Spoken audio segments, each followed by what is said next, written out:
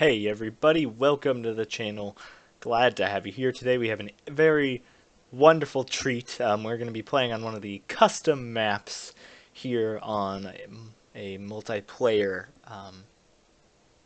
game.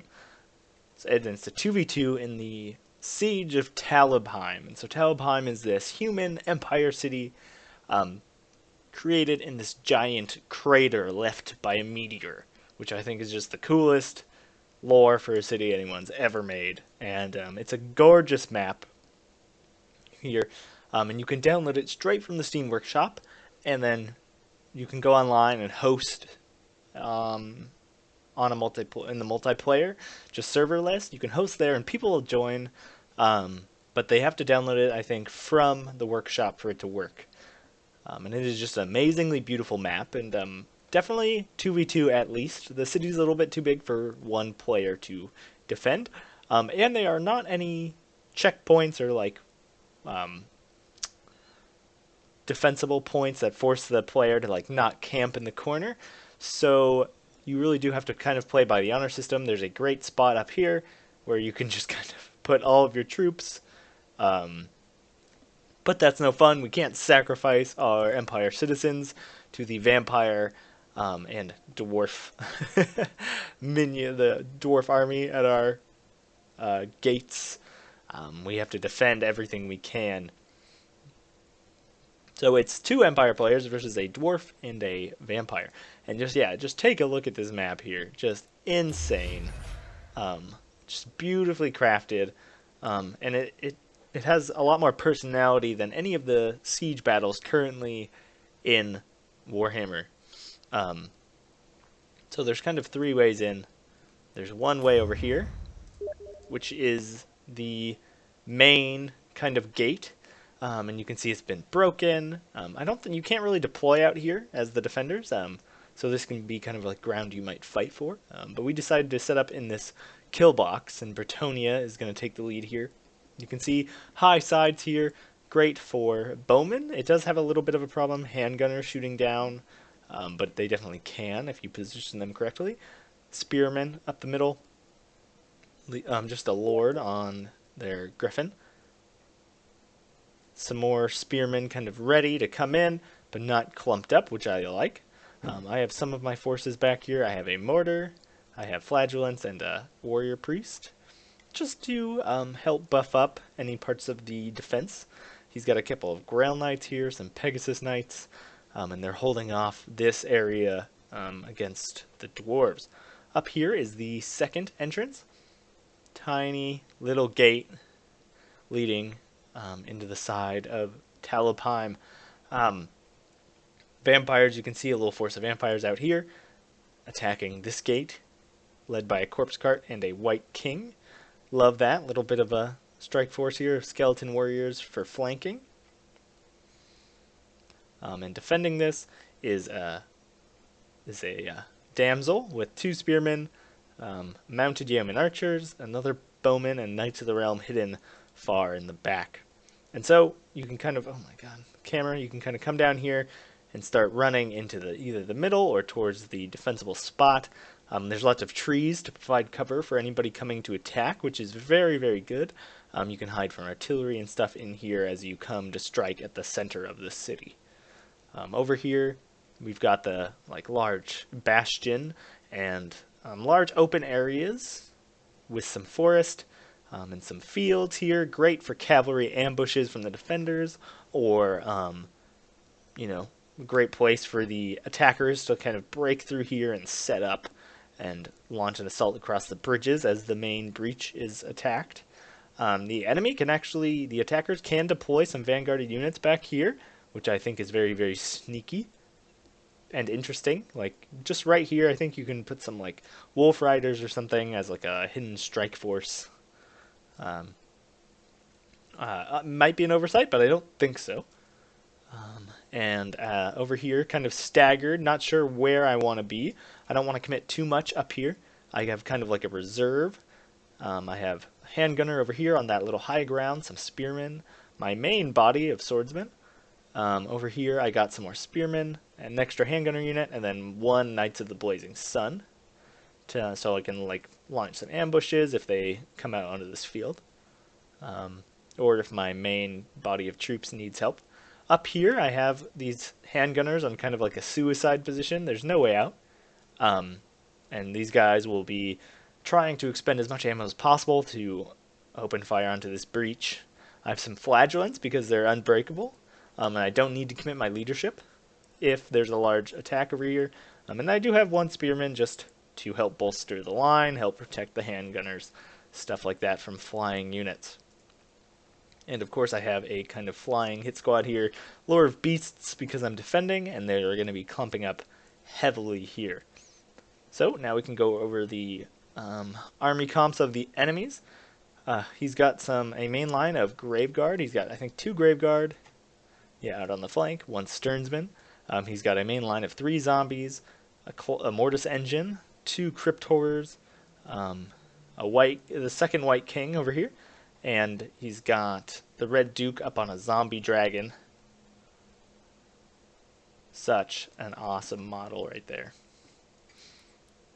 And these guys will be attacking. He also has that side force, led by the other White King, attacking the other entrance, while the Dwarf player kind of takes on the main gate.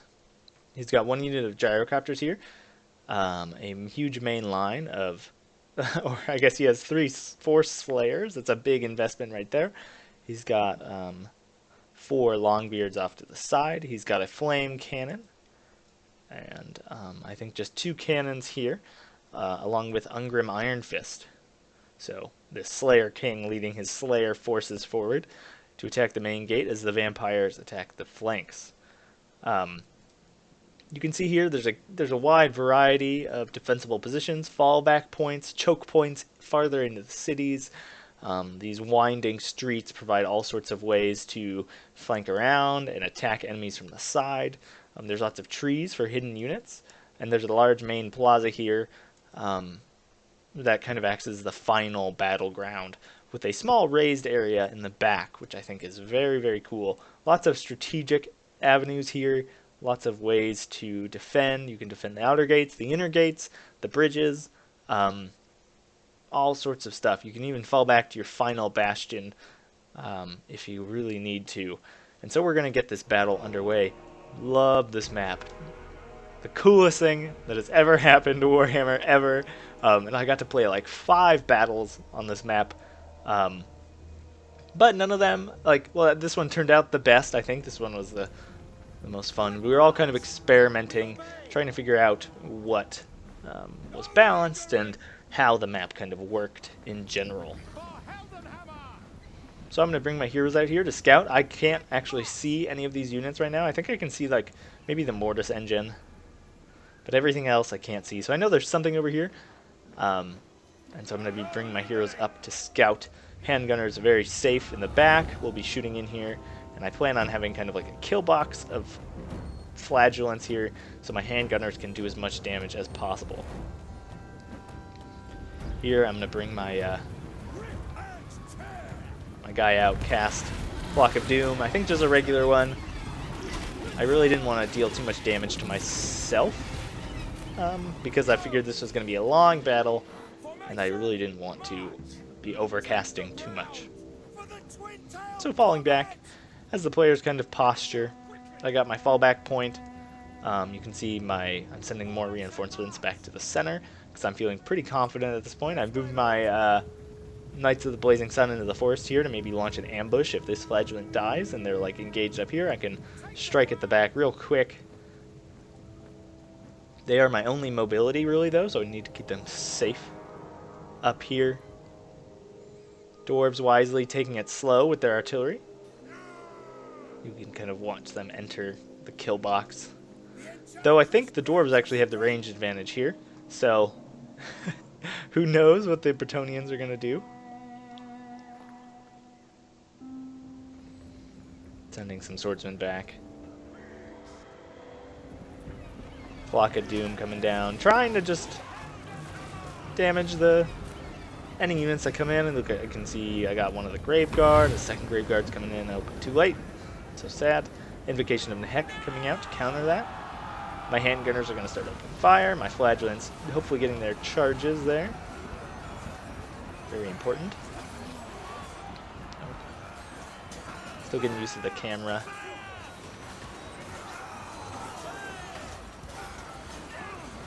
Flagellants are going to like this fight. They're going to do a lot of damage to these lowly armored zombies.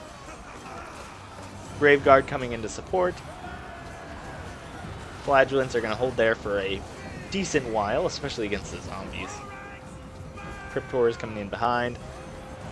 It's going to be hard to push through all this because I have another line there. Another Flock of Doom, I think extended. It's going to come down. That's too many targets, too much money there for me to not spend that. I am going to catch this zombie dragon here. The Red Duke with my Pegasus. And this is not going to go well for him. We'll come back to that. You can see far over here, zombies pushing down into the main line of the Bretonnians. Spells coming out from the damsel. The vampires do get a nice downhill charge, though. You can see the first volleys from the dwarves coming out, opening fire on some spearmen, though that's what they're for. They are meat shields. My troops still kind of moving through the streets, trying to find the best place for them to be. Still have this fallback point. Want to keep my Knights of the Realm safe, but these I all expect to die. Oh, here we can see the final strokes. 3 versus 1 versus the Red Duke.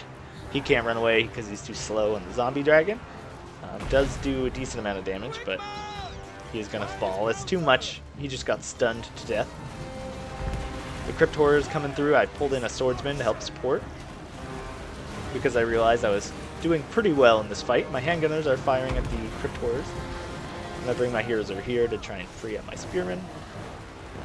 Just kind of like a free attack there.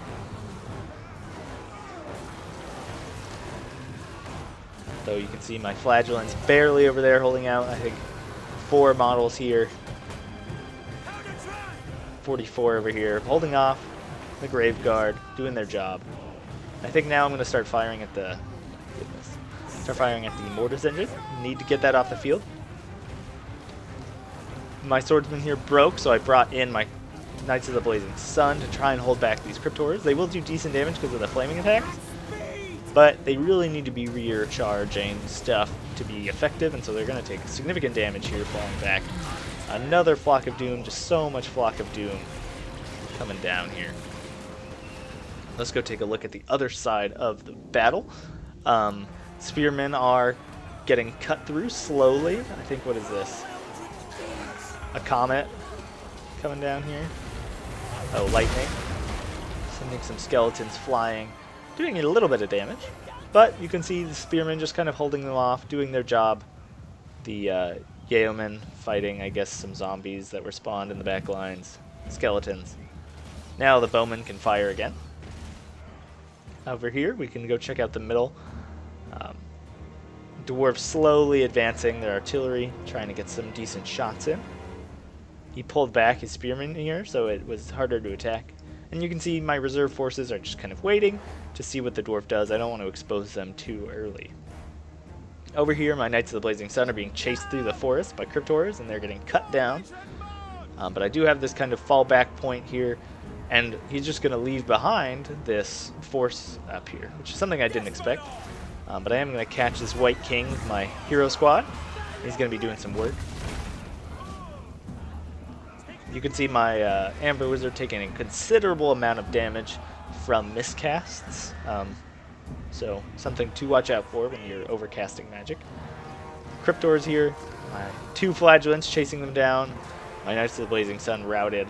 Well, not routed, but severely damaged. I'm trying to move my handgunners up so they're in range. But they're kind of just at the edge. Far over here, I think it's kind of like a stalemate. This White King is taking some good damage. Some spearmen are routing from the skeleton. And so much for stalemate. The spearman is going to rout soon. Very tired, exposed flank.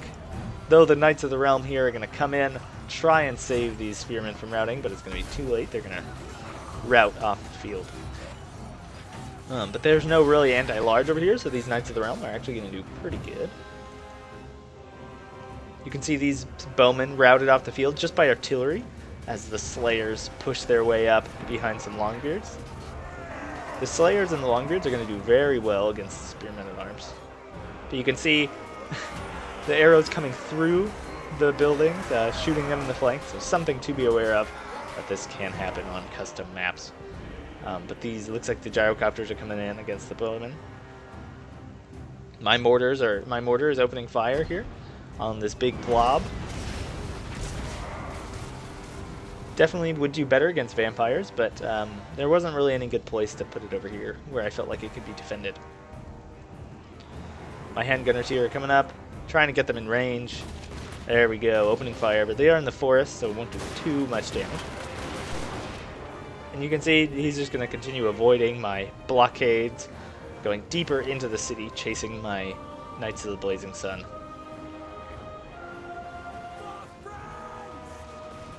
Volleys after volleys after volleys. So you can see finally they broke through the first Spearmen at Arms, but there's more behind. Great use of the gyrocopters coming in here against the peasant bows. They are going to win that fight. But it looks like he's ordering some Pegasus Knights after them, and they're not going to be able to outrun those guys. Over here, looks like the Knights of the Blazing Sun rallied the troops, and these peasant bowmen got around the flanks, maybe routed behind the flanks, and they're going to cause these guys to be crumbling. Yeah, flank exposed, Lord dead. Not good for these guys. So the Knights of the Realm, barely alive, are going to finish off this flank, which is good for us. Means we can focus all of our attention here on the dwarves and on the few troops that have made it deeper into the city. Going straight for the food supply. Potentially, the entire goal here was to ruin the grain and the farms. Crypt horrors here coming at our flank, and I'm going to give them a charge. Just an epic scene here, fighting in the heart of a meteor crater with our blazing lances. So you're going to drop some of the crypt horrors, but it is allowing time for the Sternsmen, who are regenerating, to get in combat. So the Knights are going to pull out, run from the remaining 2 crypt horrors. That Knight is thrown from his horse. Let's go back to the middle. Sorry about that. You can see I'm bringing some flagellants in here to the flank to try and contain this. I don't want to stop any firing angles, but I am going to bring infantry for close support if it's needed. My mortar coming down on these Longbeards. These flagellants are going to be great for stuff like this. Man, that cannon just like wrecking that house. Oh, flame cannon shots coming in here. Just decimating these peasant bowmen. I'm bringing my handgunners around. Oh boy, what great timing. Luckily, it's gonna, oh god. It's like, just barely hitting shots there do that much damage. So something to watch out for, these flame cannons. But it is almost at ammo, which is good. My mortar's missing there. But that is a great place for it. You can see it has 1 chevron. My hero's going to come down over here into these Sternsmen, try and finish them off, as the rest of my army slowly moves towards the center of the town, knowing that the flanks are secure. So there's kind of like a giant press here in this death box that is the front of this city. Definitely the hardest place to get in is this front with the sides where you can place the ranged troops. It is just very, very hard to push in here. Very small area up front. You can even have like a flagellant unit out here. It would make this almost impossible to get through quickly if you kind of had like a staggered, unbreakable defense. There's really not much you could do, especially when you're the dwarves and you walk so slow. We weren't quite sure who was, well, yeah, never mind. That was actually a previous battle. We weren't quite sure who was attackers and defenders, but by this point, this was our second game, so we had figured that out. we're going to finally see off the remains of the undead force. And so they're done. And victory's in our grasp. Now we just have to finish off these dwarves, these stubborn dwarves coming in here, cutting our spearmen apart.